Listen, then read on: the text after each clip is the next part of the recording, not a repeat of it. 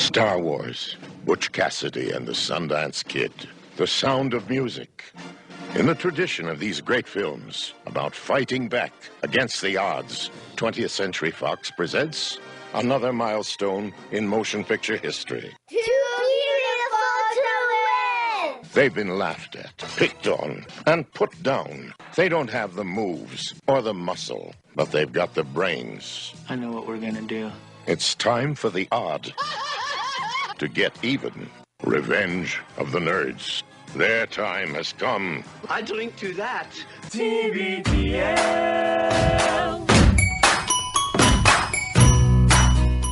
Let's drink to this, a very special Wednesday afternoon edition of TBTL, the show that's probably too beautiful to live. Oh, Ma, Pa, it's just beautiful.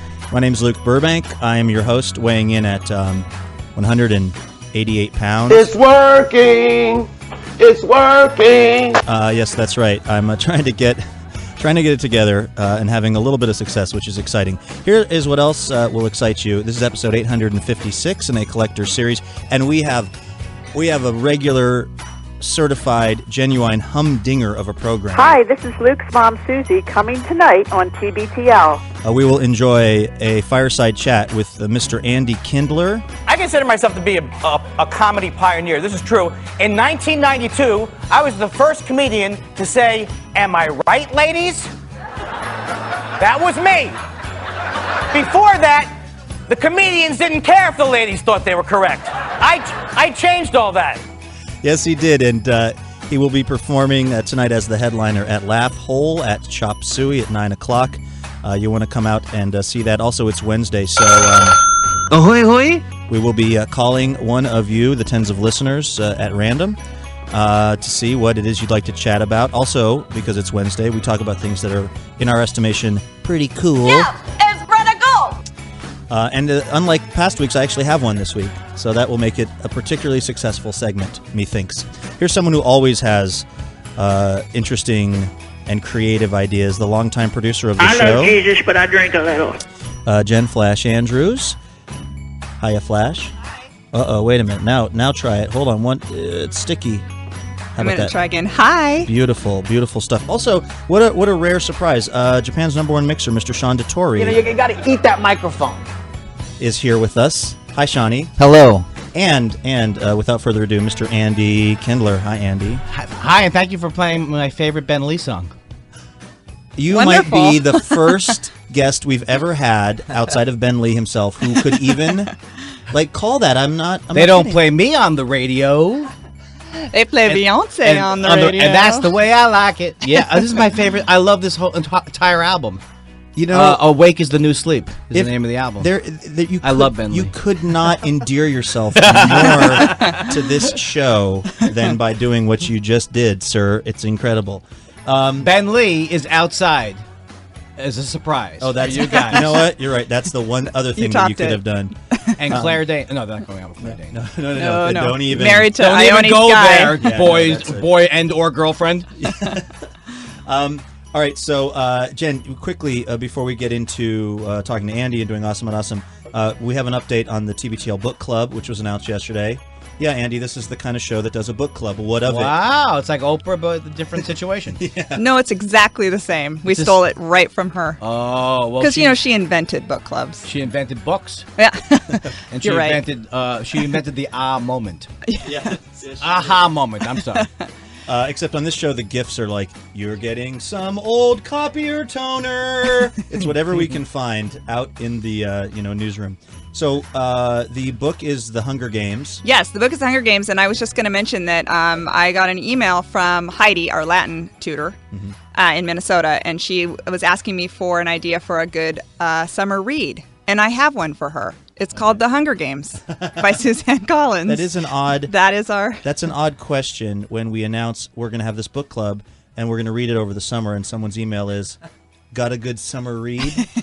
Yes, I do. So I hope everybody will be a part of the book club. I just want to remind you that if you are already planning, this is not a pitch, if you are already planning to buy your book through Amazon, if you will do it from our website, the little 15% that we get off of your $5 purchase price goes into our kitty for future events. So that would be cool.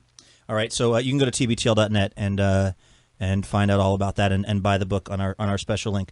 Sean DeTore, who we don't see enough around here. How's it going? Sadly, it's going well.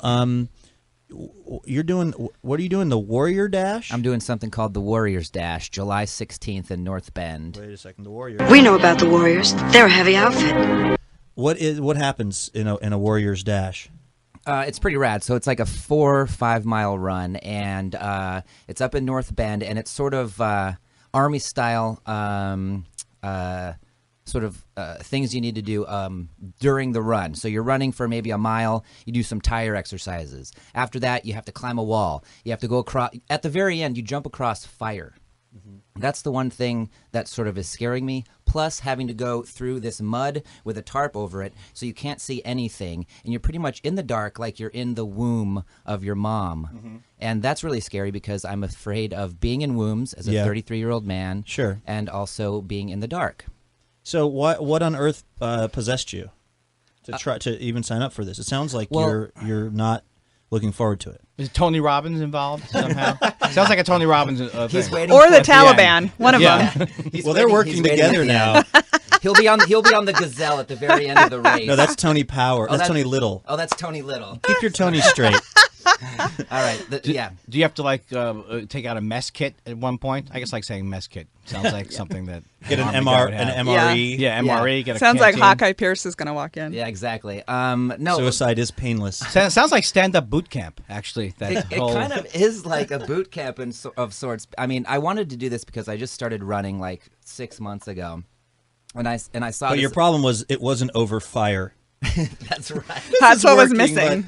I'm not under a tarp or over something that's on fire. I know. It's going to be super crazy. And I was like, you know what? It's like $50. I'm going to just do this because once you sign up for something like this, you sort of have to do it. And I've been training. I've been riding my bike. And I'm really apprehensive. Have you been fire training? No. But Also, you're just going to let that happen? Is there even a biking segment in it? No. No. Sounds perfect. I've been doing my Aikido.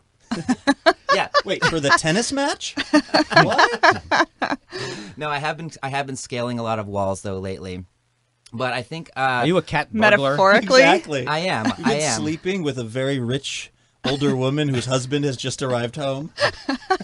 That's their fantasy. Yeah, that's what the husband's arriving home now. That's what I'm going to be thinking while I scale that wall. So that's the motivation that you need. Yeah, and so I'm really stoked about this, but super scared. And I'm really excited about jumping over the fire though. At the end, I don't know how big the fire is going to be. It's not too. I don't want to downplay it, but I've actually seen photos. One of our favorite listeners, Pam from Buckley, she does the Warriors Dash every year, and I saw photos on Facebook, and it's like if you were just walking down the street and you saw that amount of fire, you would not try to go over it, but it's also not like it's Evel Knievel sized, isn't it? Like when he went over the Snake River Canyon. Yeah, it's about 400 feet. Chances are you will not make it.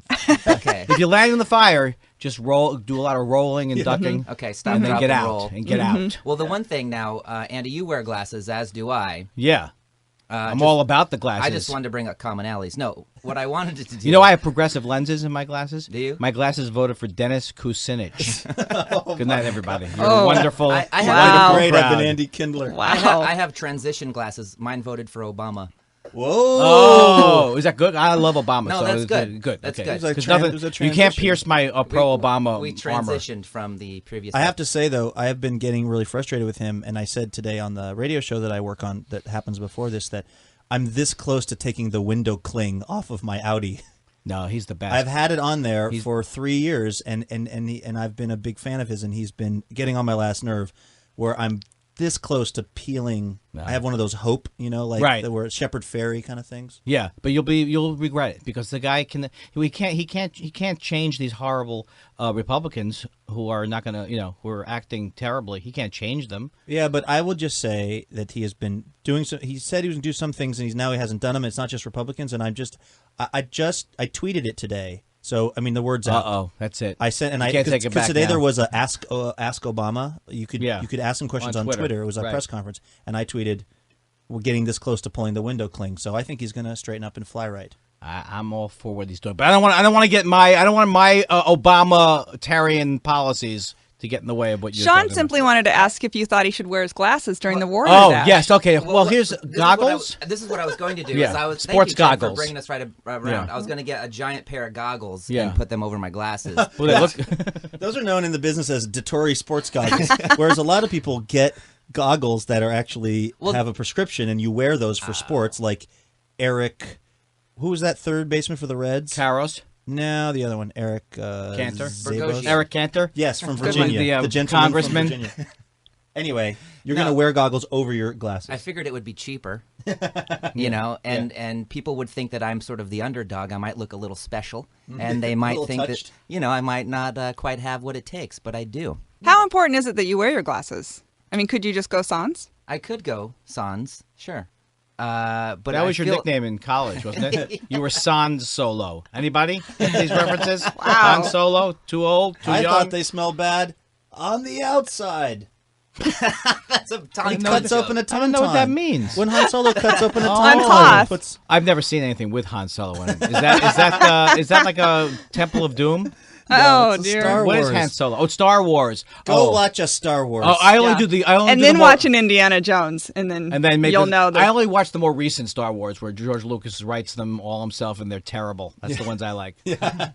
So Sean, I think you should wear your glasses because there is fire and there's water that's under some kind of tarp that you're crawling under. I don't think it's the time to not be able to see where you're trying to go. Yeah, I think I'm going to do that and wear my special glasses. I think you should call the police and see what's going on with this horrible event. It sounds terrible.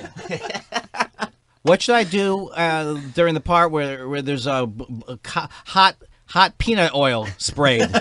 Is spraying up 8 feet. You have to run through hot peanut oil. So the machetes they're throwing at me. What's the legally speaking? What's the? Well, I will. All the runners will be bound and gagged the entire event, so that's kind of messed up. Oh, so it's an S&M thing? Sort It's of. a theme? Yeah. That gets old. It's a running gag. Role playing gets old. When it? when is the date of this thing, Shawnee? Saturday, July 16th. Okay, can't make it. So it's coming up. I'm doing a tunneling under old subways. It's a run they do in New York.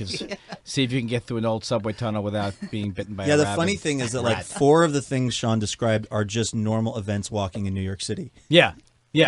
When's the gum portion? When's the stepping on massive amounts of used gum? Right. I think they feed you hard pretzels at the very end. Yeah.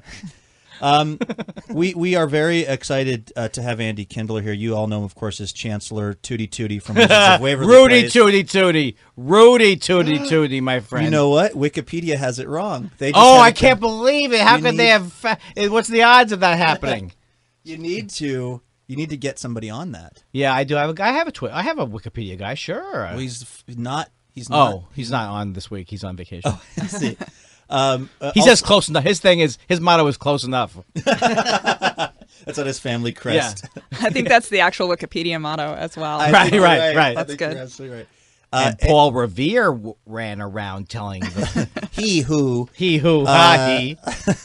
Andy Kindler, also known from being on the David Letterman show a lot, working with the Daily Show, and Last Comic Standing, which was, I have to say, I hadn't ever watched it until this most recent season, but having you, having Natasha Leggero, and having Greg Giraldo, rest in peace, as the panel, I found it to be, I watched the whole season, and I found it to be really entertaining because it was like, oh, they have real comedians who are actually adjudicating this, or at least giving the advice. Was that, like, did they sort of, were they thinking about that when they picked the 3 of you to be the panel? I would like to say that they were, because I know that that was definitely the goal, was to take out all of Paige was the executive producer of the show, and she really, when she came to me with it, it was like we don't want to do any more, have the comics try to make people laugh in a mosh pit or right,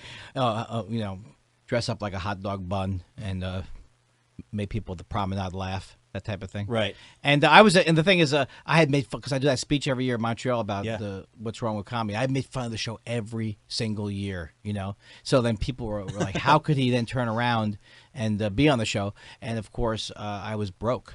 is one way. Is how you could. But then the other thing was that they said they were, all the nonsense was going to be taken out of it, and all the nonsense. I was so proud of how it ended up being. I really like. I felt like the way that they edited, because obviously so much stuff happens in a show like that, and then what it comes down to is what do they leave in, right? Right. And I felt like what they left in terms of what you guys on the panel said as far as advice, as far as analyzing, this is why this kind of worked or didn't work. I was really happy with that. I felt like, oh, that's constructive advice. Yeah. And you guys, when things were bad, you guys were. It wasn't like American Idol where it's a performance unto itself, the judging, where it had almost no relationship with what happened on stage or anything in real life, right? Because it was like, I was watching Stevie Nicks, and she was doing a thing on The Voice, and they said, "What do you think of these contest shows?" And she says, "Well, if this was back in the '70s, Lindsey Buckingham and I, we'd be online on a show really. Would that have been better in the '60s and '70s? As if Bob Dylan was online and some idiot like Simon Cowell was going to tell, oh, Bob, these lyrics." No, we have to clarify. As a New Yorker, when you say online, you mean inline here in the West. Because people might think you mean like on AOL.com or something. Oh, well, I was online before there was any kind of digitizing. Right. It was just like, this is a long wait. Buffets. Yeah. I should have said that. Well, that's like saying the difference between open stage and open mic. No, you don't have anything to apologize for. I'm just translating. No, I don't have anything to apologize for, but I still feel the need to constantly apologize. You famously give this sort of speech or whatever presentation on the state of comedy at the Just for Laughs Festival in Montreal every year. It's humor filled. I don't want people to think I'm up there saying whereby and here too. Well, what do you think? What? That might not be God bad. forbid. God forbid. What? I dress up like in wigs. What do you think of hot dog? They have one left over, a hot dog suit from the old seasons of last. I thought you were saying, what do you think of hot dog as my new name? Hot dog. I think there's a comic name, Hot Dog. Hot dog. What do you think of the state of comedy? Well, when I was on that show, I said, so anyway, last year I talked about doing the show, and I said to the people, I'm not going to comment about. There's nothing I could say that would be worse than what you're thinking in your mind about me doing the show. It's because I knew people would be critical of it. But I also, could I really fill Ant's shoes? That's what I was worried about. Those are big insect shoes to fill. Ant was the guy who was on Last Comic Standing, and then he hosted Celebrity Fit Club. And nobody, in my opinion, has had more of a career with less, sort of comedy in them than that feller. Well, this is a totally true story. My manager is very funny, Bruce Smith. He's a very funny guy, and he emails me that he just got an inquiry this is like a year ago. Just got an inquiry about me from VH1 Celebrity Fit Club. So I emailed back to him. I go, are they implying that I'm out of shape? And I swear he shoots right back. Why don't you look at the bright side? They're implying you're a celebrity. Would you do Celebrity Fit Club? No, I wouldn't do that. Why not? Because, well, first of all, I don't like anything with. I hate things with. I hate that we're now going to just pick on people because of their weight. Because what are we running out of groups of people that we feel that we can legitimately pick on? I don't like anything to do with weight. I'm not crazy about jokes about weight. I can't stand that Jillian, whoever that woman is, on The Biggest Loser. What about the fact that those people? And I'm not defending those shows, but I mean, those people did like volunteer, right? I mean, and if they actually get healthy, is there a silver lining but there? I don't know. You see, that's a bit. In a way, you could open this kind of worms, but if you want to have another hour discussion, that there won't be much humor involved. I'm willing to do it. We call that Wednesday. No, but I mean, I say that the whole idea that you can control your weight is, ask anybody who's tried to control their weight. And so I don't think this is the best thing for people is to enter a contest where they lose 300 pounds over a couple of months, and then okay, we've solved that problem. Now let's move on to let's solve other problems contest style, because it's such a complex problem, and so much has to do with our views of weight and our embracing of the ultra thin lifestyle, and so there's cultural, so many things that go into it. But anyway, that was a long way of saying I wouldn't do Celebrity Fit Club. Yeah. Well, how about this? What are the things that you've done that are either TV shows or projects or corporate events where you've been the most like, oh, Kindler, Oh, well, come to this is a thing always because everybody always talks about like Bill, like, I love Bill Hicks. We all love Bill Hicks, and he was the greatest. And whenever anybody does anything that they think is like close to selling out, we go, I wonder what Bill Hicks was. Because Bill Hicks was like anti-commercials, anti-everything. And my thing has always been, I really feel like I'd rather be making a living doing, in the field that I've chosen as opposed to then having to take a day job and then going back into the field. So I always felt like as long as you were doing what you believed and you wasn't like, selling napalm, or the napalm game show. I did stuff for El That was one of Chuck Barish's worst ideas. Yeah. Again, it's all about the product. Napalm. He thought he'd get the sponsorship. But I guess I did El Pollo Loco commercials. I was like the voice of the guy through the drive-thru or something like this. So I had to do these voiceovers where I had to keep saying the line was food you can get fired up about. That was their slogan line. I did it like 90 times in the voice, and they weren't happy with anything I did. So 90 times they go, can you make it more conversational? So I was like, well, when would that come up in a conversation? How's the food? Get fired up about it. So I done that. I did a show. I did Pet Stars, Mario Lopez's show that he hosted. Which was, how did that work? $5,000 per episode. Oh, I'm sorry. You didn't mean it that way. Where you judge. Oh, I've seen it. Yes. What happens? Have you seen my work on that show? The people come out with their little pets, and their pets do little tricks. It's like stupid pet tricks, but Mario Lopez. And then you sit there yelling at it turns you into a pet abuser because then I'm yelling at my dog. Why can't you do anything like that? Right. So that started, and that. But maybe the worst thing I did was I dressed up as an This is the worst thing I've done. I dressed up like an inflated globe for Comedy Central stunt that I didn't really understand what the stunt was when I took it. But the stunt was to dress up like a globe. I was called like a Globey, but I think Globey was already Pee Wee Herman. So anyway, I thought for some reason that I have the Comedy Central world on my head. I don't know what it was, but I was completely broke. And I went down to during the OJ trial, and I was dressed up as a Comedy Central huge globe, and the idea that we were protesting the overexposure, of the trial, and I just kept being frightened. What if one of the people's families who involved in this horrible murder are walking by and they see me with this big globe on? So that was terrible. You've mentioned a couple of times. It was a refrigerator from the inside, though. I'm sorry. You've said a couple of times, like, because I was broke, but I mean, it's all of the... That's my new catchphrase instead of get her done. And I had to do Pet Stars because I was broke. Hold on, wait, I think we've got a caller? Yeah, we could throw a... Am I Robin? I hope I'm not Robin Williamsing this whole experience here, because that's the worst. Not at all. I cut off Sean's thing with the... No, but try your catchphrase. No, wait. Because I... What's my catchphrase again? Because I was broke. Because I was broke. Oh, shit. Hold on, I messed it up. Okay, try it again. Because I was broke. I took a job. I sold door to door for 2 years before I got into comedy. You know why I did that? Because I was broke. Do we just need accent after accent? I only do one. You can't take it overseas? British? No. I can. I did a play once in college. It was The Good Doctor. It was a Neil Simon thing. I don't know what the hell it was. It was an old. They had to change it from a British guy to a guy from New York. That's how bad. I was doing the top of the morning governor, the whole horrible thing. I cannot do accents.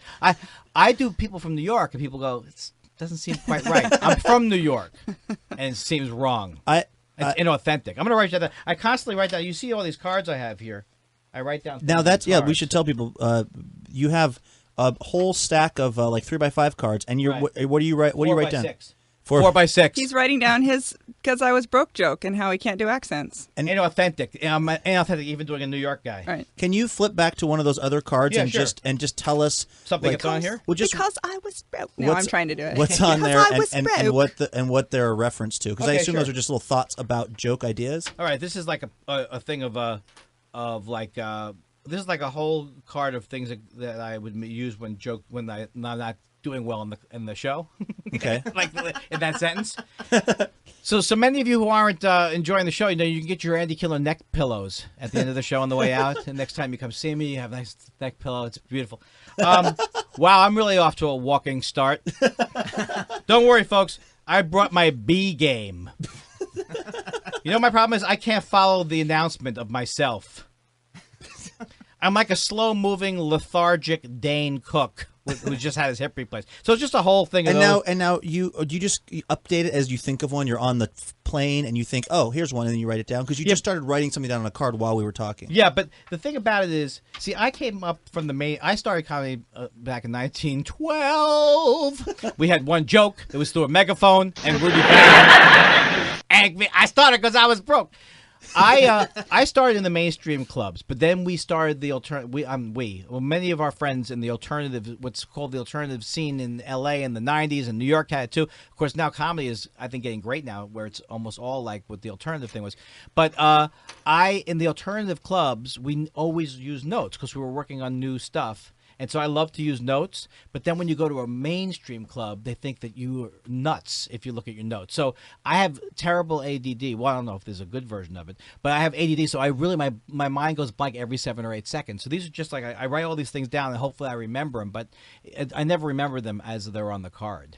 You know, I've always kind of struggled with that question of whether or not to bring, because I will occasionally do stand-up comedy, right? But I don't do it enough that I have hours of material just in my brain, and so every time I do it, it's the first time I've done it in 6 months. So I would do these elaborate things where I would write the stuff down on a card. I would tape it to like a newspaper that was part of my like last bit, and then I would like leave all this like ridiculous hiding the notes on the stage. I know it's crazy because there's this idea that although no one thinks you're just making the stuff up, right? Probably like they understand that at some point you thought of this. So I don't understand why it's so verboten in some places to just go like, these are the jokes I'm about to tell you. I don't think they should be. It doesn't have any effect on me, and in fact, the people who get upset about it are like, he doesn't have his act memorized. But it's like the guy who has his act memorized is a guy or gal who hasn't changed their act in 12 years. So, yeah. So, but the thing is, you know what it is? I've struggled with this the whole time I've done comedy about whether to bring the notes. Like, I won't have notes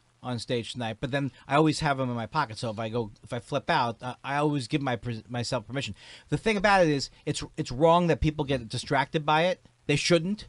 But then I deal with the fact that, they are being distracted by it. And so it's a fact that they're being distracted. So can I eliminate that? And then sometimes I just like to not have the cards. I mean, part of me just likes to not have them at all, just so I don't look down at all. So it goes on and on in my head this way. But you do walk around writing down everything. Thoughts when you have them, because like this might be a joke someday. I absolutely think that the difference between my career, where I'm continuing to rent for the rest of my life, and the people even less successful than me. No, I think one of the really keys that people do not, the comics don't do this, and I swear I'm not going to teach a workshop, although, why not? But if people would write down everything that occurs to them, if comedians would write down everything that occurs to them that's funny, that they think is funny that in the moment, they would have a completely different act, because most people don't do it, and they lose their best material because they don't think it's going to be funny, or they forget it, and yeah, I go in and out of that. Like I constantly have multiple lists on my phone that are just called jokes, but I rarely know what I was thinking. So here's one. It says Abilify side effect, stop saying bucket list, joke numbers, Stephen Hawking is a pimp. Those are all things that at some point were part of a joke. Well, I have an Abilify joke, so that way it'll help me. Oh, okay. My Abilify thing is that it's I love the name. It's like it sounds like it's like the ability to. It's like basically gives you the courage to disconnect from your feelings. Abilify. But I'm obsessed with that commercial, because while they're saying all the horrible things that are happening to you, like on those Abilify, they have people like buying ice cream and they're on a windsurfing. Yes, like muscle spasms that won't stop wouldn't be so bad if I could have a lovely fruity tooty. But see, I think like the fact that often the side effect is like, may cause blood to shoot from your anus. Yeah. My Abilify joke is like, if I go in and the doctor says I've got like a bad shoulder, and the doctor says I got this pill, the downside is it will shoot blood from your anus. My thing is I'm sticking with shoulder pain. Right. There's nothing there's nothing that the pills could be curing that would be worse than what the thing is. Don't knock it till you tried it. Am I right, ladies? Because I was broke. No, I'm too tired. I'm too tired to No, turn but so around. you remembered it. See, now you did remember your Abilify bit, but sometimes you don't. Yeah, yeah. Well, like when you wake up from a dream and you write something down, and then you wake up in the morning. And do you ever have a dream that I have a recurring stress dream that someone grabs me and says you're supposed to be on stage in 5 minutes? I was just talking about this on the show yesterday, but that's a classic. That's like really? That's the version of what I've had this dream when I used to do theater stuff. Was I'm going to forget all the lines. That's a classic one. And then, of course, naked in front of Eleanor Roosevelt. Everyone has that one. Oh, that old chestnut. Let's take a. Then quick... sometimes I'll dream Robin Williams is still funny. And then I dreamt that Eleanor Roosevelt was naked in front of me. Actually, yeah. Opposite. Upsetting. It was actually pretty funny. She's not used enough as a sexual reference like Marilyn Monroe. Now, you just said something, Andy. You kind of made a little joke about Robin Williams, and in your State of Comedy sort of presentation, you take a lot of you talk about what you like. You're famously not a fan of Dane Cook's. Then would you run into these people sometimes? I hope not to, but I know I will. Like this year, I know this. Like this year, I said I just got back from the zoo. I went to the zoo the other day, and the tiger at the zoo told me to stay away from that Kevin James movie.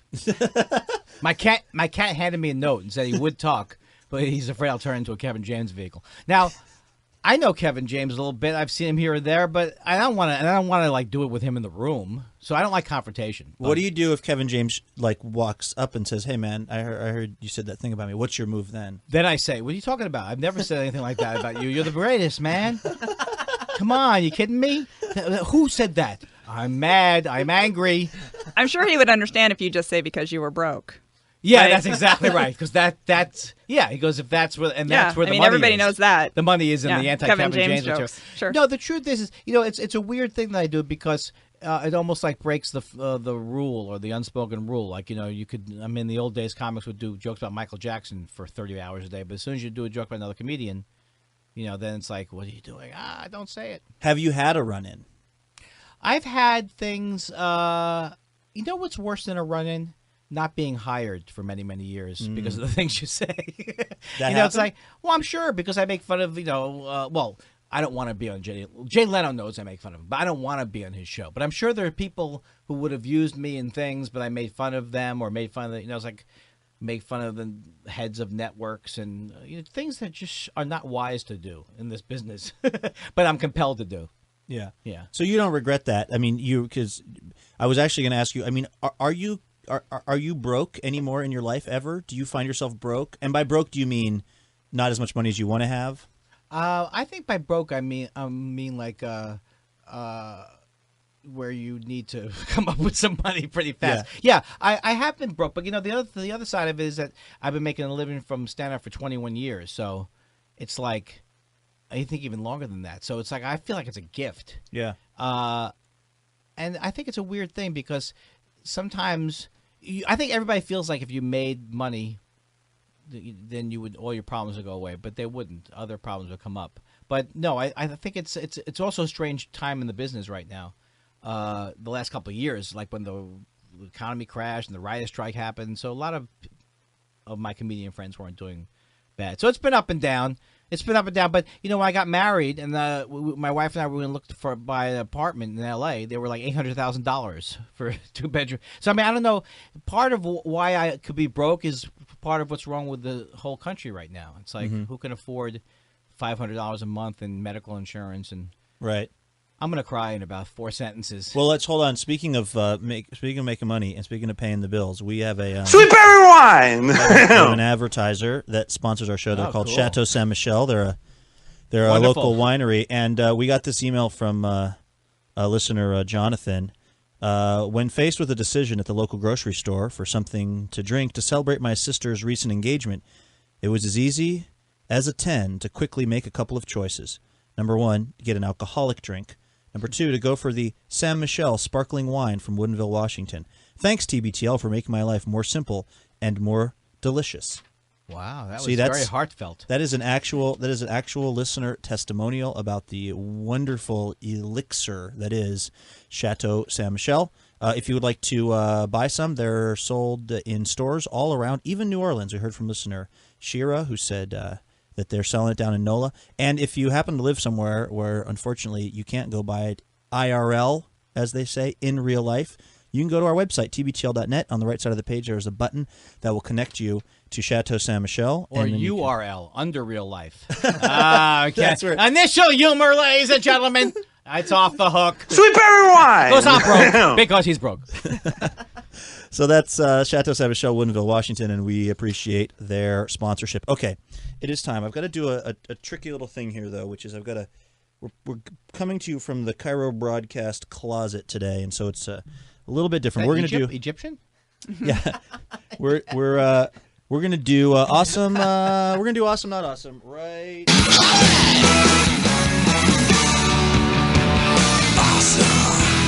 Occasionally it's less awesome. Who's singing this? Not awesome. Real Big Fish. It's awesome sometimes, though. Yeah, your move, Kindler. You're supposed to know all the songs. It's like B-50. You act like a B-52 is about it, right? It's got it has echoes of that. This is a band I think called Real Big Fish. We're not fans per se, but the song says the words Literally awesome. says what we're about to do. They did their first album was Too Small Pond, right? Upstairs, baby.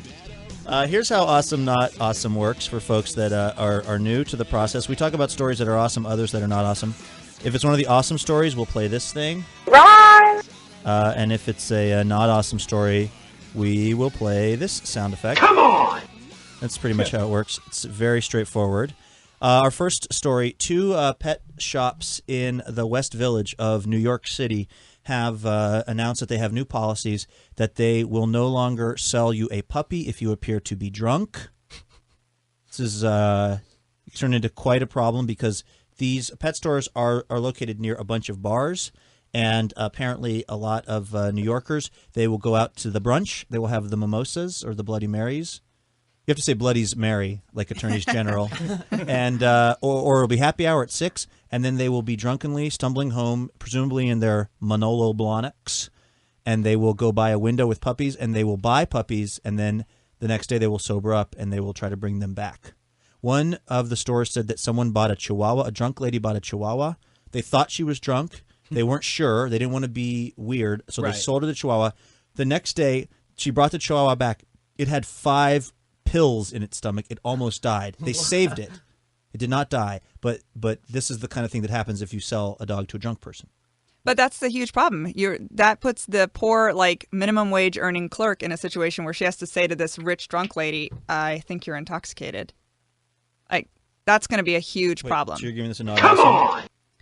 Well, I'm just saying that it puts the clerks in an impossible situation because they have to make judgment calls. It's like when it's like the whole "we card you if you look under 28." Well, don't they have the whole "we reserve the right to refuse service to anybody" sort of policy? Well, of course they have that sign, but you try, telling this lady who's, 4 drinks in. I just want a Chihuahua. How dare now, you? in fairness, it could also be a gay man. Well, I would like a Chihuahua. Is that my gay man? Flamboyant. He just happened to be flamboyant.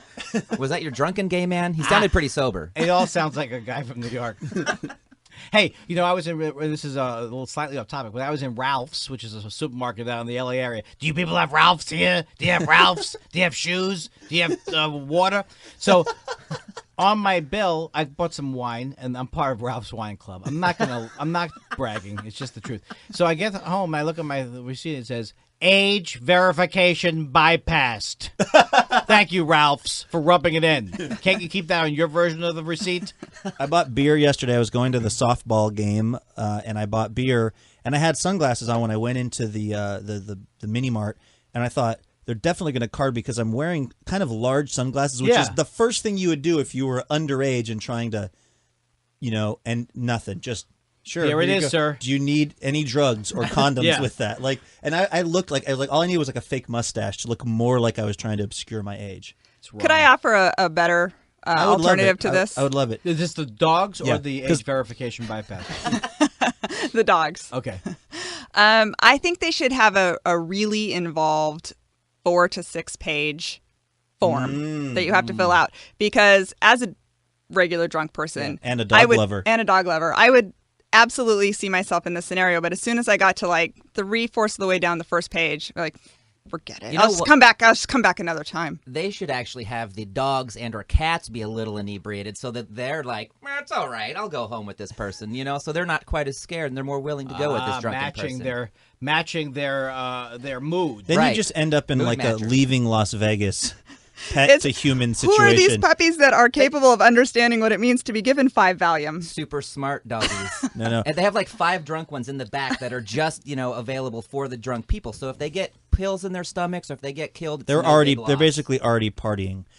Jen, I think I don't like that. What were the pills for? Does anyone know? It just said in the She article, probably felt like, I'm taking one, you get one. Right. Or She might was have been probably trying- being magnanimous. She was probably trying to make the dog go to sleep. I'm not kidding. She was probably like, take some medicine, But it doesn't say in the article what the pills were. But that's my thought is it involved trying to. She sounded like the kind of lady who, when it's time for sleep, she takes her sleep pills, and when it's time for awake, she takes her awake pills. It also could have been something like laxatives, because like my grandma, every time you have any problem at all, she says, you're probably constipated. Right. So if you're a person who that's what you always, if you're a go-to pill taker, and you're drunk and you love puppies, I can see Sadly, thinking. her grandma is Jocelyn Elders, former Attorney General, Well, Surgeon General. And your grandma, it sounds like she's just guessing. Maybe it's constipation. That's my only thing that I know about. But you know what? That would make her grandmother similar to all real doctors, because unless you have a very obvious or very specialized problem, I have found that when you go into the doctor, 9 times out of 10, it's antibiotics. It's I don't know, ibuprofen. Let us know what happens with it. Right. Because you watch the ER and watch the Grey's Anatomy and like see these shows. House. Right. Mm-hmm. You want an irascible Brit who's I guess he's not British in the show, is he? No. But Hugh Laurie in real life, British. You want a person to just like dazzle you with like, here's what it is. But almost all the time, unless what you have is like a lawn dart that's in your rib cage, they have no idea what it is most of the time. Well, I'm concerned that the dog is not digesting the pills. See, that's the first thing. Why are there 5 pills in the dog's stomach? Why can't the Why dog... didn't they go right through? Yes! The dog, it's the dog's problem. I think, Jen, that you've come up with an awesome and a Solomonic solution, because you don't have to anger the presumably well-heeled New York lady, but they will get bored and leave eventually when they're on like subset C of the like 9th page. And they're trying to remember their address from 2 times ago. Yeah. There's no way. They're just going to be like, forget it, I'll just come back. So just so we're clear, no drunk puppies. Yeah, just to kind of circle I back. didn't know we needed to respond to that. Yeah. Sean thought we'd put a pin in that, and we were circling back, but we... Why don't they put the dogs and the cats in the actual bar so people...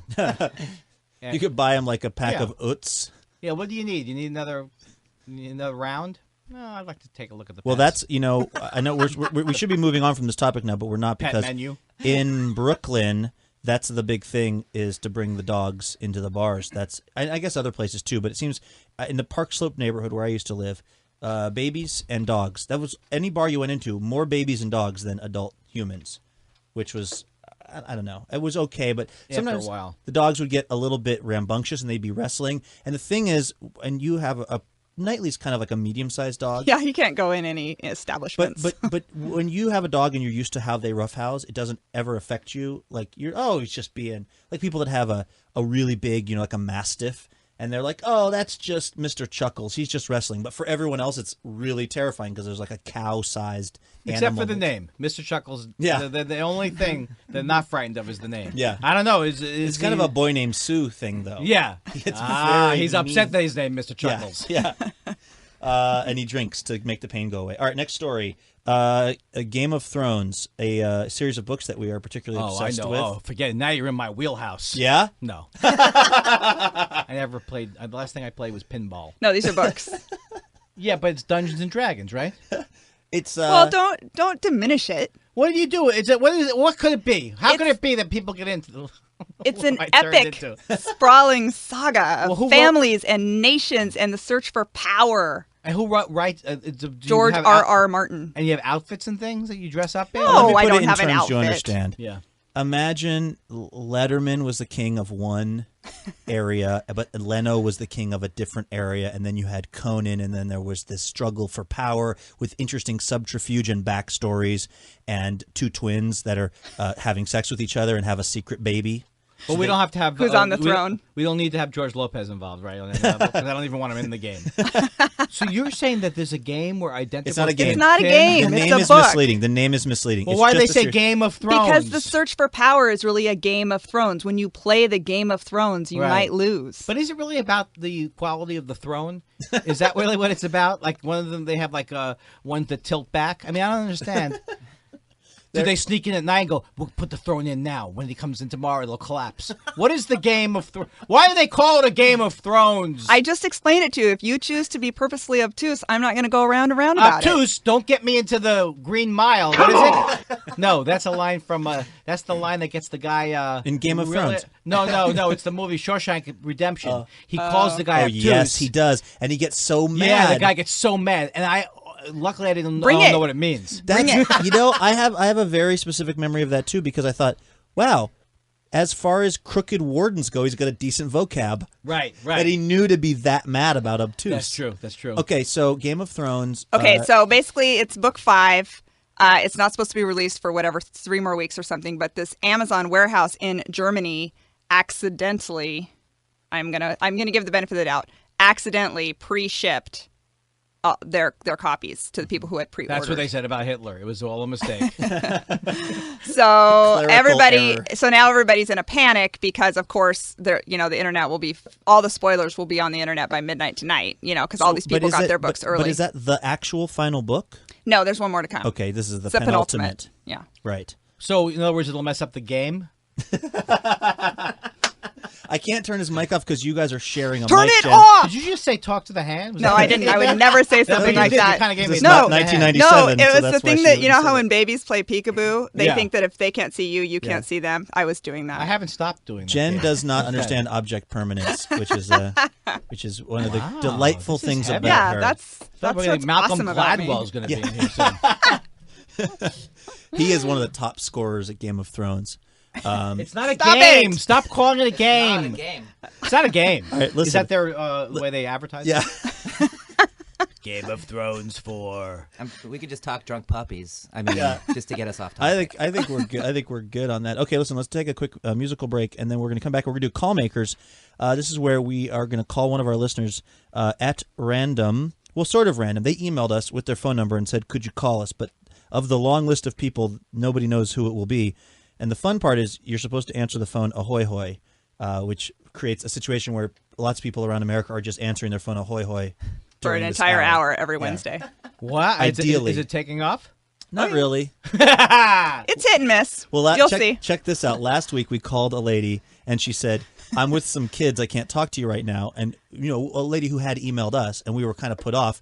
And so we kind of gave her a bit of a hard time. And then she emailed later and said, "No, I'm a social worker. I was doing an with my emergency case." home visit. Oh, no. And then we felt, pretty bad. We love you, Sarah. Yeah. So, all right. Unbelievable. Look Let's what hear. you people have done here. Let's hear a little Wilco on this Wednesday. This is Box Full of Letters off of AM. Back with more TBTL in just one... 65 degrees downtown. Oh, shit. I messed it up. We're supposed to hit the post. Okay, try that again. We'll try to hit the post. It's 65 degrees downtown. See, a couple of a half hour to give us a real smooth ticket.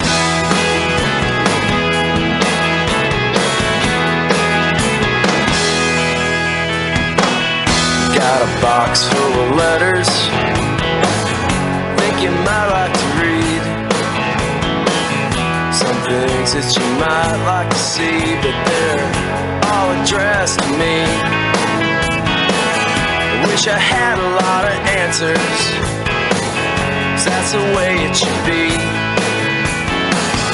But all these questions being directed at me, I just can't find the time to write my mind the way I want it to read. You'll come back again,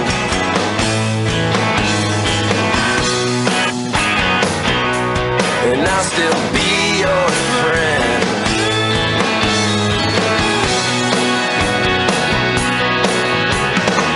I got a lot of your records in a separate stack. Something things that I might like to hear, but I guess I'll give them back. I wish I had a lot of answers, 'cause that's the way it should be. There are all these questions being directed at me. Just can't find the time to write my mind the way I want it to read. You'll come back again,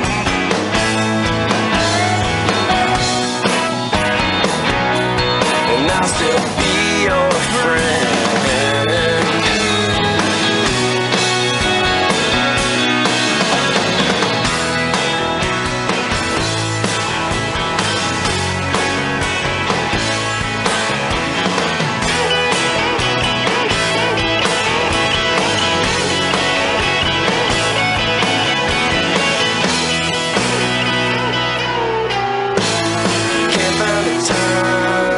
My mind the way I want it to read. Just can't find the time to write my mind the way I want it to read.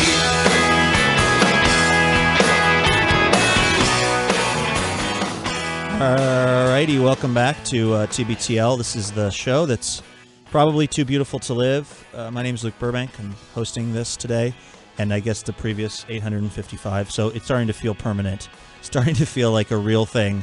Joined as always by Jen Flash Andrews, a.k.a. the Road Dog.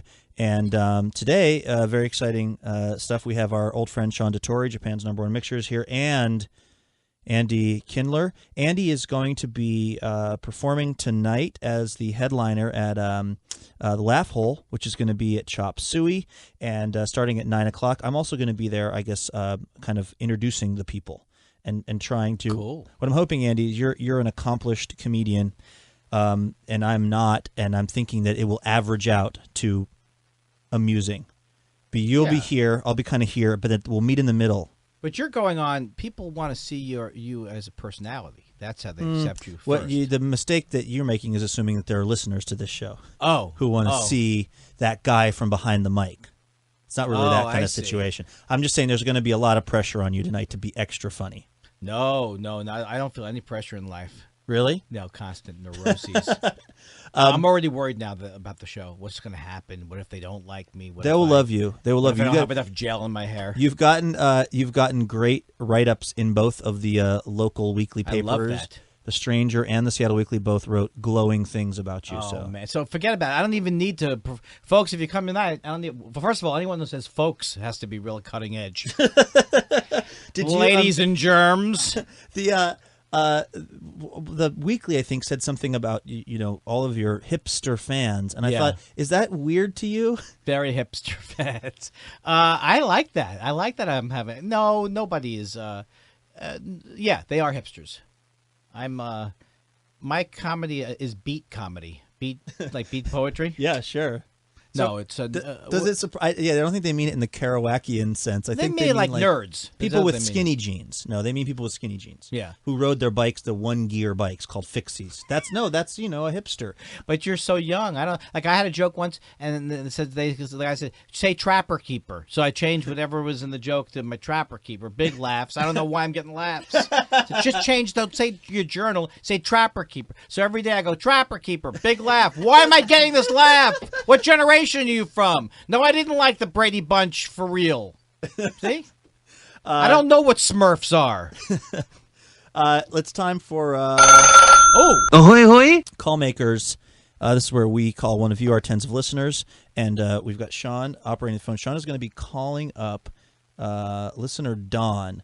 Now, Jen, can you explain what it is Don wants to talk about? Is it time for me to do this? Yeah, Don wrote a letter that basically said that he isn't into anything that we're into. He doesn't like the music that we like. He doesn't like the TV shows that we watch. He's not into the movies that we're into. So why does he like our show? Yeah, it's interesting. A discovery. He sounds like he's in his 80s with that description. I expect him to be crotchety. I got to have a sound effect in case he doesn't.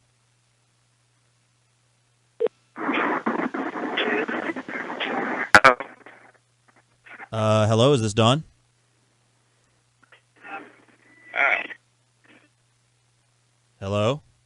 is terrible. We do not have time for this kind of silliness. All right, we got better stuff to do. A ham radio. Should we call the second person, or should we try to call him back? What was that? He was in his car. Clearly, it was a bad connection. Oh, yeah, screw that. Yeah. You're a Columbo. Yeah, let's move on. Next on the list is Jillian. Yeah, and I actually am confused about Jillian's too. She said, "I'm nowhere near your age range, but I'd still like to chat." Wow, that sounds like okay. Go for it again, Shawnee. That sounds like my eHarmony profile from years ago. All right, Sean is okay. Try this here. See if this works. You can get a phone call to Jillian. She might be like 8. I don't know. Let's be prepared. Let's be prepared for any age. Trapper keeper. Tell her it's the guy from Wizards calling you. I love the sound of the phone ringing. You don't hear that a lot in the shows these days. Your call has been forwarded to an automatic voice message system. This woman has cleaned up that lady. Who does that? I went out for that voiceover. At the tone, please record your message. When you have finished recording, you may hang up or press 1 for more options. You are tearing me apart, Lisa! All right. Okay. One more. And this is Monica. And Monica had a really bad experience at the dentist. Her dentist said she's going to have more experiences at the dentist. So she told the dentist about my experience. So the dentist gave her Xanax. And so she wants to talk to me about Xanax. Okay. I'm glad that that's my specialty. Who's holding? Who's holding? That's all I want to know. Yeah. Hopefully Monica. Maybe third time is a charm. Senator Pat Roberts told Obama to take a Valium. And I say to Senator Pat Roberts, why don't you get a more current drug reference? And also, who are you, Pat Roberts? Hello? Hello? Is this Monica? Is this Monica? It is. I'm sorry. Ahoy, hoy. Better late than never. You got to eat that microphone. Monica, what's going on? Did we interrupt anything? No. I'm just at work. Oh, are you having to be kind of quiet? Wait a second. Did you wuss out on answering ahoy hoy because you're at work? Maybe. I am right on the edge of hanging up on you. The whole point of the segment is to embarrass you. What kind of job do you work at? It's in life insurance, so it's pretty exciting. Are you in a call center? Or are there people sitting all around you? I do not work in the call center, but there are call centers, yes. I mean, is this a good time to discuss your prescription drugs? That's what we're asking. If there's a gun being held to your head, blink twice. Do you often feel that you're in a spin-off of a British series that is very funny about The Office? No, I've actually ran as far away as I can from my coworkers, so I'm good now. Oh, geez. Should we do this over again? We're going to start this all from scratch. We're going to call you back, okay? And this time, answer like we need this to be done right. Okay?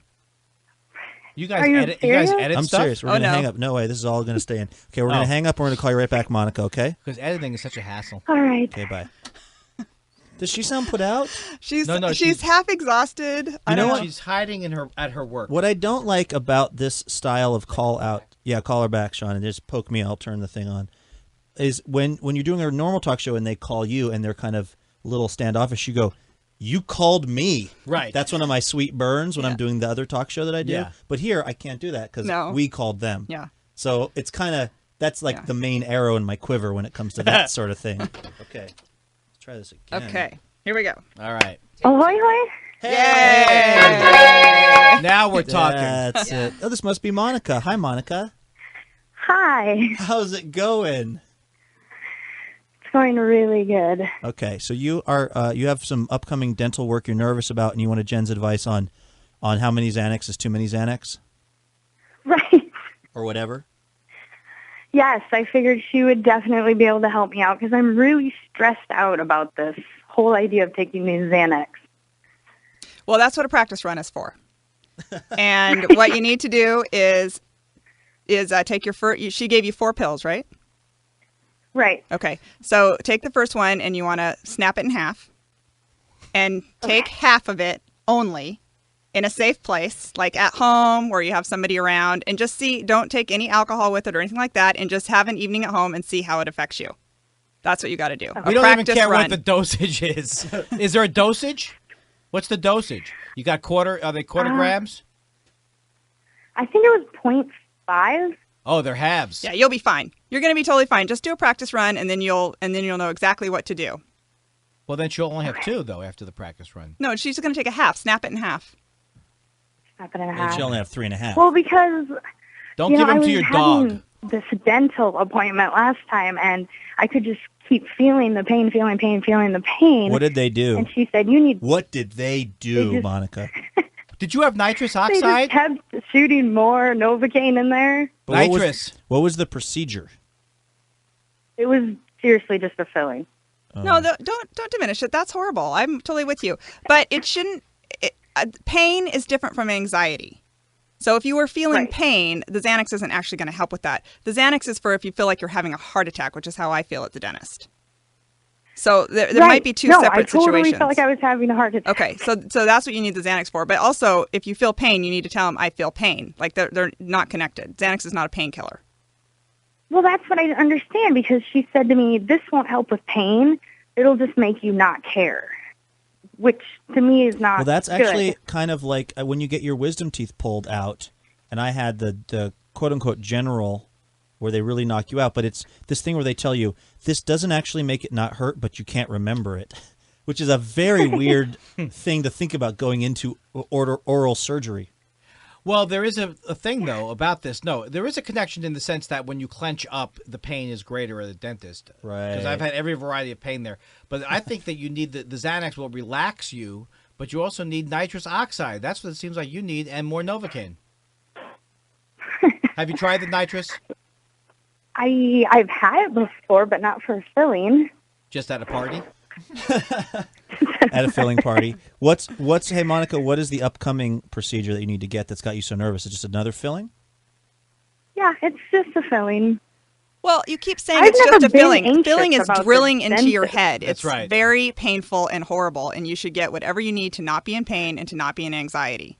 I really think that it gets. Monica, how old are you, if I might ask? Oh, I'm 29. See, I think it gets. I think the dentist becomes more frightening in adult life, because when you're a kid, you don't really know what's going on. They have the bubblegum flavored fluoride stuff. It doesn't feel great, but you don't really understand what's happening, and so it's almost like you're taking nature's Xanax, right? You're just kind of hanging out. I just remember I used to get fillings all the time as a kid, and I remember thinking that didn't feel great, but I didn't dread it the way as an adult. If you told me I got to go in there and get, because I can imagine the drill, I can imagine the needle full of Novocaine, because the dentist used to say you're going to feel a little pinch, and I, stupid kid, was like, oh, they're just pinching my gums with something. I believed him when he said. Now I have a very sort of like clear, vivid idea of what's happening, and it makes me nervous, and it makes it hurt more. Yeah, but when I was a kid, my dentist was our cousin, and he didn't use Novocaine. He did not use Novocaine. No. So I had the opposite experience of you. Yeah, Novocaine and nitrous are definitely. I went and got a filling recently, like 6 months ago, and that helps. Except for they gave me a little bit too much Novocaine, and my mouth was numb for like 5 hours when it should have been just 2. Yeah, but you can't have too much Novocaine because you don't want any of the pain. Isn't that the thing? Yeah. You should have no pain. Right. Yeah, I mean, you want to numb it as much as you need it numbed. But getting back to the Xanax thing, I just want to make sure that I was clear. If you take a half Xanax, like tonight at home, and it puts you straight to sleep, like it knocks you out, then that's all you need. If all that it does is kind of make you feel a little bit relaxed, then take a full one on the day of your dental appointment about a half an hour before, and you'll be fine with the anxiety, but that's not about the pain. You also need to demand as much painkiller as you need in the procedure, because they're drilling into your head. It's not a joke. Are you licensed to give this kind of Xanax? I am advice? a radio Ironically, producer. not in the state of Washington. Yeah. But wait, where are you, listener Monica?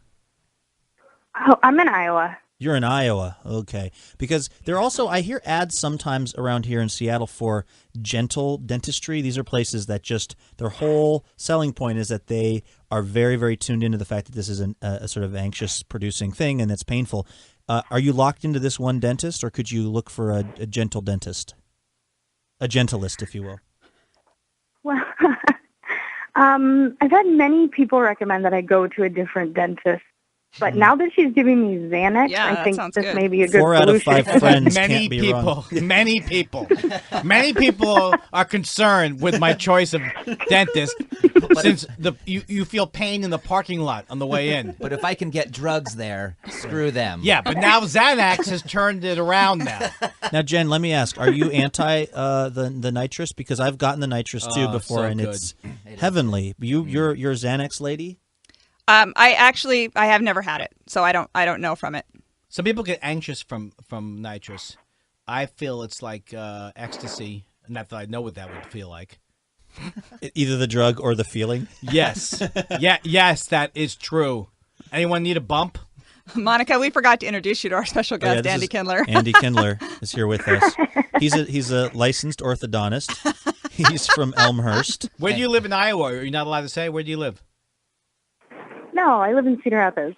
I've been to Cedar Rapids. I played the club there. Now, come on. How come you didn't come down when I was there to... What's the name You're of the giving club? her more anxiety. I was at Penguins. The same week that Dane Cook was playing the Verizon AT&T WD-40 Dome. They put 2 planets together to accommodate his None fans. of which is Monica's fault. None of which is her fault. A little fault. bit of it is. You want to talk about pain? It's playing Penguins when Dane Cook's in town. That's pain. And there's no amount of Xanax that's going to turn that around, Monica. I'll tell you that right now. Monica, how far away is this procedure? How far off? It's July 21st. Okay. Just solstice. Do this. Don't be shy. Do not be shy about, I would say, if anything, overdo the Xanax. And even with the Xanax, ask them for nitrous. And if they ask you if you've taken the Xanax, say you lost it. You can be bashful in general. I don't know that we're saying all that. No, we're not I'm saying. sorry, this is Jen's. We shouldn't be saying any of this. No, I'm telling you, I know some lawyers. I feel fine to talk about the Xanax because she has a prescription from this dentist. This dentist gave her the Xanax. Yeah. Should she have anything in her belly like bread or anything to sort of coat it? I have found that it doesn't matter either way. Yeah. Okay. That really But came see, from all I left can field. remember, Jen, is you on the radio after taking a whole... Okay, now I was high.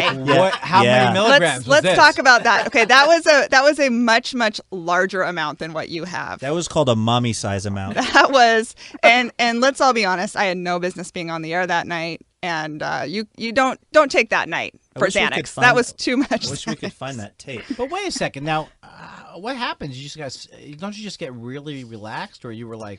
Well, what happened is that my dentist ended up calling, and we have this voicemail that we play because she called and said it's basically impossible to work on somebody when they're that out of it because my head was like moving around and I wouldn't stay still and I was singing and all sorts of things like that.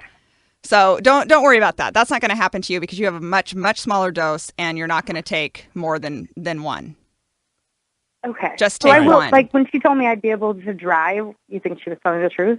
No, Get a that's ride. crazy. Get a ride. Do you think she was? This is a good sign about a dentist. When she told me this, do you think that was the truth? She said I was going to have twilight sleep, but that I could just drive slowly. No, Does that you should sound never. right? You should never drive on a Xanax, and that's kind of crazy that she said that. Never drive on a Xanax. Is your dentist Amy Winehouse? Is there any chance? All right, Monica. Good luck. Okay. And next time All right, thank you guys Andy so is at much. Penguins, drop 3 tabs and go watch him. But take a cab home. Okay. Definitely. Good luck. Bye. Bye. See that? They I think we made it worse. They have big floods there too. Yeah. So Yeah, they do. That has to factor in. They What? need Xanax. Jen, by the way, which one of those is this week in Today and a TBTL history?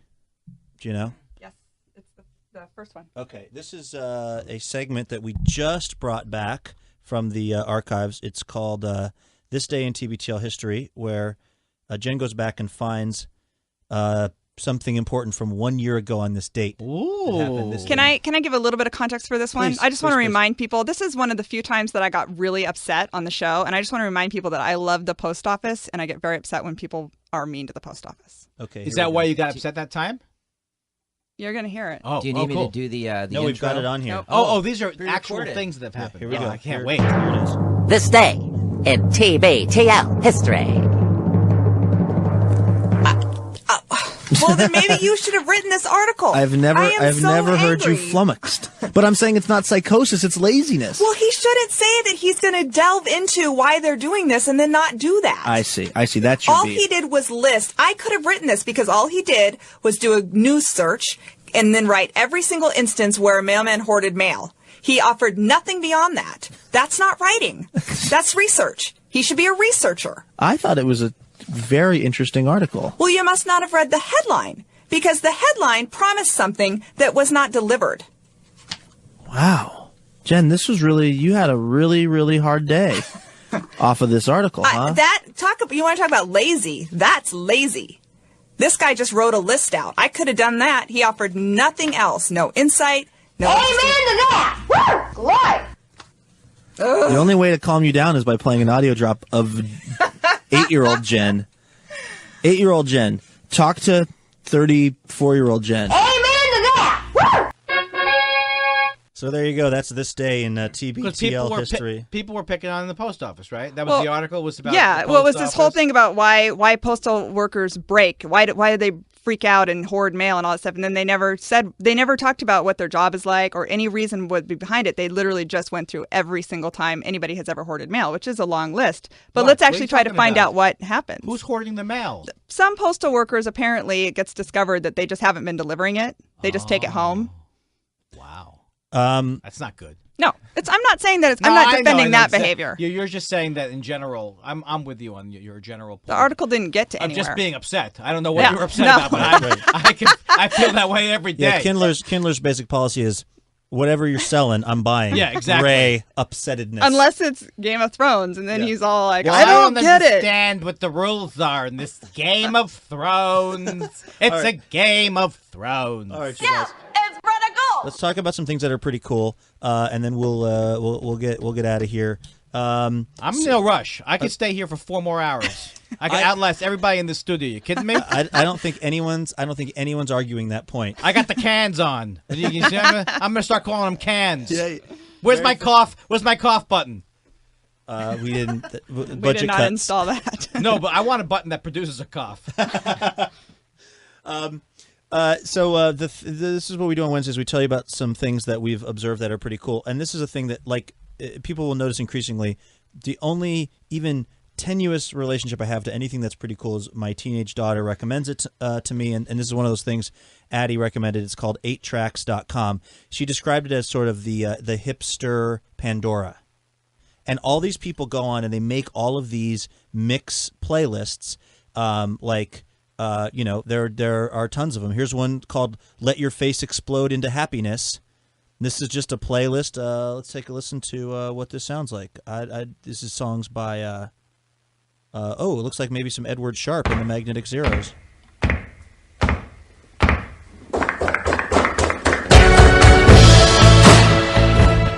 And so this is just a playlist with, a bunch of songs on it. And if I don't like this one, I can just skip to the next playlist or the next song. Oh, Peter, Bjorn, and John, another winner. So the other thing that's cool is you can kind of follow people in the different playlists that they've put together. So if there's somebody that you really like their musical style, you can just subscribe to all the playlists they make. And they have them for summer. Some are like, this is fun music for a barbecue. This is fun music for if you're about to try to go to sleep. This is relaxing music. So it's 8tracks.com. 8 tracks with an X or with a CKS? With a CKS. Okay. And Excellent. I know you Good assumed because spelling. it was youthful, they'd have to Mhm. put an X in there. They'd have to mess with the spelling. But I was listening to it all yesterday and all morning while I should have been hosting or co-hosting the Ross and Burbank radio program. So that is my nominee. Yeah, it's pretty It's pretty cool. cool. I don't want to put you on the spot, Shawnee, but what have you been enjoying? What's pretty cool? What is pretty cool is I would say it could just be something from the mixtape. Could be a falafel. You had a great falafel Absolutely. the other day. Andy it gets could it. be a cardamom. A cinnamon. A cup of soup to die for. I think what's pretty cool this week for me is just pinball in general. I recently chatted with the world champion of pinball who lives in Shoreline, and I played him head to head. He totally kicked my ass. But I have gotten so much better at the game. People should check this out. Monster Bash. down at Shorty's. Do you know this game? I know nothing. down at Shorty's and also at Snooze Junction, where I host trivia every Those aren't Sunday at real 8:30. names of places, are they? Yeah, Snooze Junction. Snooze Junction. You know, in Ballard, the Scandinavians came here, and they were really hooked on the snus, the tobacco, which they called snus. And so Snooze Junction in Ballard on Market Street was called Snooze Junction at one point. Wow. Look it up. You know, whenever I come to this area, I only stay in Tacoma because I feel like that's where it's all happening. Sure. Well, you go to the Comedy Underground in Tacoma. It's where you hang your hat. So I say, in general, pinball is way cool, and everybody. Are you still playing your machine at your house, your personal machine? Yeah, Star Explorer. Oh my God! I play that. I play that like twice a week. Is it a full-size pinball machine? It's a medium-sized pinball machine. It's like from 1970 something.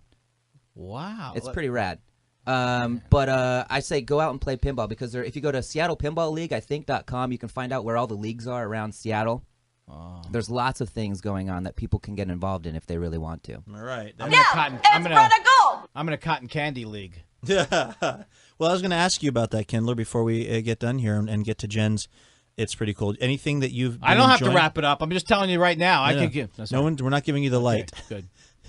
But what's there? Is there a song, a TV show, a comedian, a falafel? I'll tell you what's turning me on right now. Okay. I mean, not right now, so nobody get nervous. I'm past that age. I'm having hot flashes. No, I am addicted to the third wave coffee movement. Addicted to it. I have a Chemex at home. I've got I've had coffee from an Eva Solo. What's the third wave coffee movement? Third wave coffee. The first wave was like Folgers in your cup and Sanka. 8 o'clock coffee. Flavor and, crystals. Exactly. The second wave was Starbucks and Pete's and all that. And the third wave is like Intelligentsia and Stumptown and a place in Grand Rapids called Madcap. And sometimes it can cost up to $5,000 a pound, and I'm willing to pay for it. I love it. It's changed my life. Really? My love for caffeine and my love for coffee that's not over roasted and you drink. And there's so many ways to make it. It's brought non-ending joy to my life and made me broke again. Because I'm broke. See, because you came in, you had that stuff from Cafe Vita, Yes. which is sold at Mio Posto, the little joint by my house. Fantastic. And you said this is good coffee, but man, you really know. I don't know I've only been into it since last Christmas. Before that, I was like you. I had a machine that hadn't been cleaned since the 40s. That you have to put vinegar in, run that through twice. No, there's no machines in my house. I have electric tea kettle and I have a Chemex. It's pure. It's pure. Everything I know where the coffee has been. We have a lot of people that work in the coffee industry that listen to this show, Yes. and that do cuppings, which is like the kind of the equivalent for coffee of wine tastings and stuff. Yeah. So they will appreciate your sort of sticking up for the third wave of coffee. So, all right. Flash, what's your nomination this week? Well, a lot of listeners, including Louise, sent me this trailer that's everywhere because it's playing at some festivals for this movie called The Year Dolly Parton Was My Mom. Everybody knows I love Dolly. And I can't speak to the movie. The trailer is quite adorable about a little girl who finds out she's adopted and she becomes convinced in her mind that her birth mother is Dolly Parton. It looks quite adorable, but I don't know. Also loosely based, I'm sure, on the facts of your life. That seems for many years I so wanted it to be Dolly. But so anyway, what I really got excited about was the soundtrack, because the soundtrack has a bunch of really cool covers of Dolly songs. And there's a real obscure one called The Seeker. And this Haitian Montreal singer named Marie Christine did a cover of it. And I'm just crazy for it. All right, we're going to hear that as we go out. Before we do that, Flash, thank you as always. Sorry I sent you to the wrong location today. It's okay. Sean DeTore, thanks for letting us use this studio. You were going to be doing an interview for the mixtape. Who are you going to talk to? Yeah, I'm going to talk to Blake Sennett, who was the guitarist for Rilo Kiley and also one of the singers. And so he has a band called The Elected. And they're actually playing this Friday at the Tractor Tavern, July 8th. I think it's like $12 to $14 to get in. You should check out his new record, Bury Me in the Rings. And really, really good. People will be able to hear this on the mixtape on Friday. This Friday. Yeah. Perfect. But if you only have enough money for one event this week, Andy Kindler. Make it Andy Kindler at Laugh Hole. Hosted by Luke Burbank. That's right. Tonight, starting at 9 o'clock at Chop Suey. And then, Andy, if people want to catch you in a town near them, provided it's not happening opposite Dane Cook, how would they track you down? Well, there's two ways to track me down. One way is to follow me on Twizzler, because I am constantly. By the way, I'm also on Messiah. I have 5,000 disciples on Messiah. But Twizzler, I always say where I'm playing on Twizzler. Then I have AndyKindler.com. So much to do there. Virtual drinks. Check out the water slide. And my dates are on there as well. And then have I exhausted this line of questioning? Also, who doesn't like Facebook? Me. So, yeah. Jen doesn't. She's not on there. Nobody likes it. Even Zuckerberg is anti-Facebook. He's the #1 followed person on Google Plus. I heard that. Which is the replacement. Which drives the Winklevoss twins crazy. Andy Kindler, thank you so much for coming in today. I hope I didn't dominate the proceedings. I hate as I leave. You're just kind of dominating the end. That's all. Yeah, why am I doing that? It's not right. I hopped on. You were about to go into something. No. And then I cut you off. Sean was doing a whole thing with his something this weekend at $12 and a pinball marathon, and he's running up a wall. And I don't know what his trip is. And I just want to apologize for everything that's happened to now. No. It's been wonderful. All right, here we go with the Seeker. Back with more TBTL tomorrow. Thanks for listening. Until then, no mountain too tall. And good luck to all. Indeed.